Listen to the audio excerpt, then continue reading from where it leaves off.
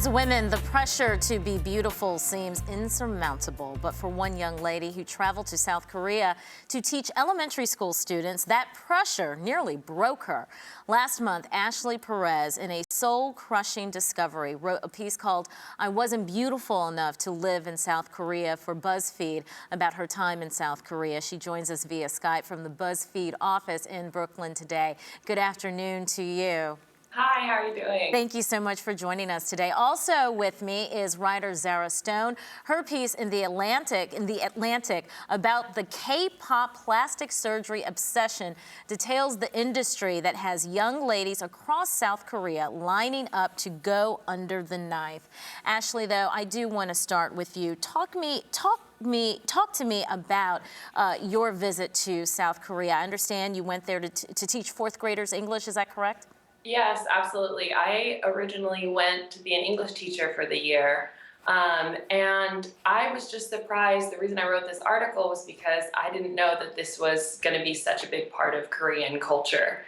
And so for me, I think that's what led me to write this article, is just realizing that South Korean beauty standards are kind of evolving with the country in a shocking way. And so that's what I encountered as an English teacher.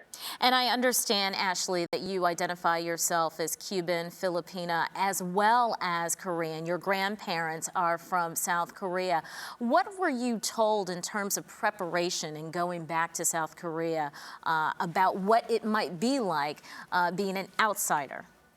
Well, it's interesting because my maternal grandmother, is actually the one who is Korean, but she grew up in Cuba. And so what I knew was through very secondhand knowledge and through what Zara will talk about in K-pop. And so I was getting conflicting pictures of what Korea looked like and what it would be like as someone who was of Korean heritage. But I think I expected a little bit more, that maybe I would fit in a little bit easier. And I think what I found was kind of the opposite, that because I was partially Korean, but not fully Korean, I fell short of these beauty standards, even though I was someone who was partially Korean. And Zara, your article in The Atlantic was really such an eye-opener. We hear Ashley talk about being not fully Korean, but as you very well detailed, fully Korean ladies, girls, are going under the knife. What is that all about?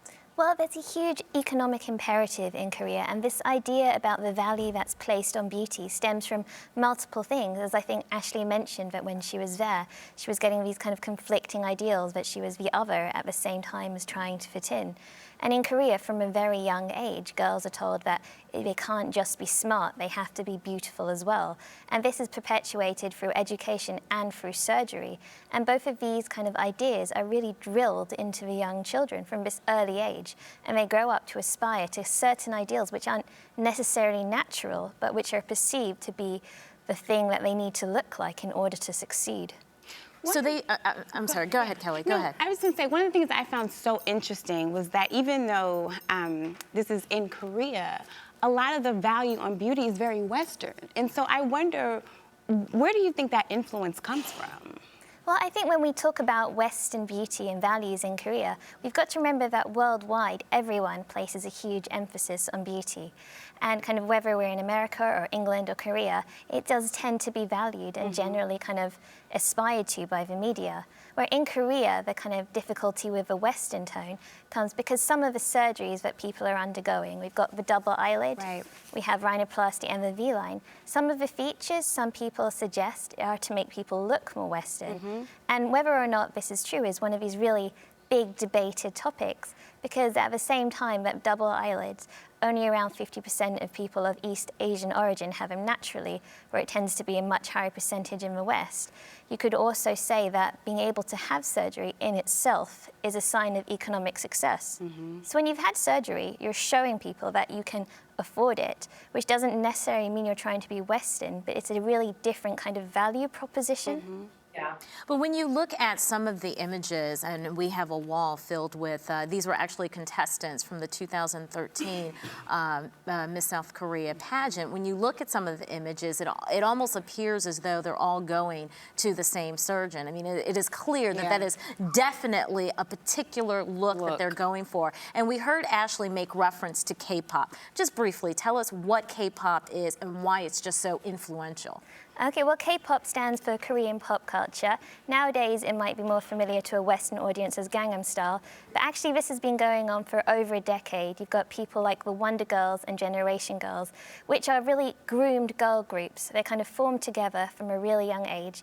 They sing and they dance in sync, and they tend to kind of be highly sexualized at the same time with a little bit of a Lolita look. So they kind of appeal to teenagers, but they also appeal to families because they have this wholesome image.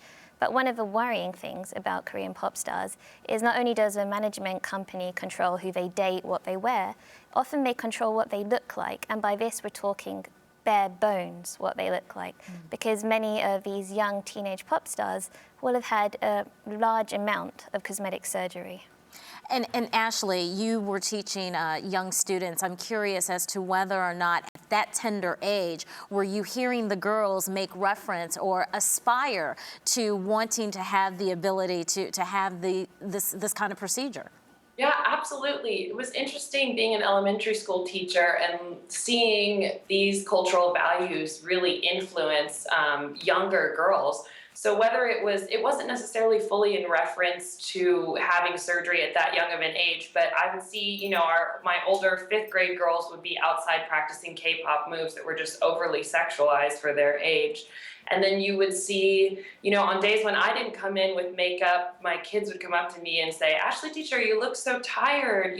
Where is your makeup? There's actually a word for Korean for plain face that I had to ask my co-teacher what they were calling me, because that culture of beauty is so ingrained even from a young age. And on days where I wore a little bit more of eyeliner, or if I wore a nice dress, the students were very, very quick to comment on it. And so I think even though they weren't at the stage yet where they were, really contemplating plastic surgery themselves, they were hyper aware of what beauty standards are in their country.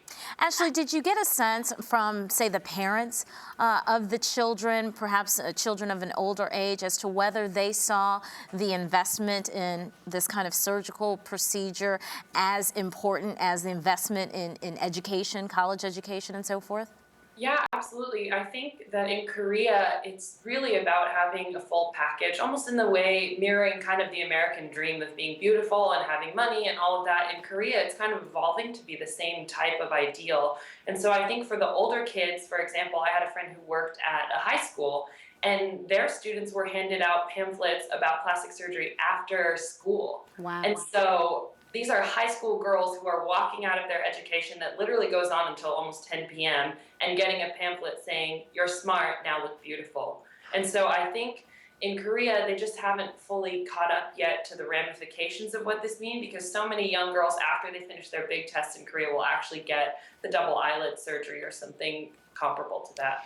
In the U.S., we finally, and we still have a tremendous way to go, but we've started to see conversations by global brands such as Dove and other beauty and lifestyle products who are embracing what natural beauty looks like and telling women it's okay to be who you are and it's great to live in the skin that you're in. Is there an opportunity for global brands with that kind of power to spread that message in Korea, or do you think it's too early for something like that to resonate? Did you even see anything like that, any attempts like that in your reporting? Well, I think in Korea, some of those brands are present, but they actually sell under different names. And cosmetic and beauty shops there are more common than McDonald's. Like, you walk down any street in Seoul, and every other shop is a makeup shop, and they entice you in with a variety of different free samples. And a lot of the makeup is really aimed at kind of the girl, kawaii audience, because it's cute and it has bunnies and kittens on it, and you just want to come in. And this whole kind of makeup culture, which they're pushing it to the men as well in terms of BB creams, because a lot of the cosmetics and beauty we're getting here have come from the East. So they are pushing kind of beauty really heavily. And kind of back to what she was saying about the schools, when I was visiting there, I went to a couple of high schools, and you would walk down the corridors and they would have full-length mirrors and weighing scales on every floor. Oh my goodness. In the schools? In the schools. Wow.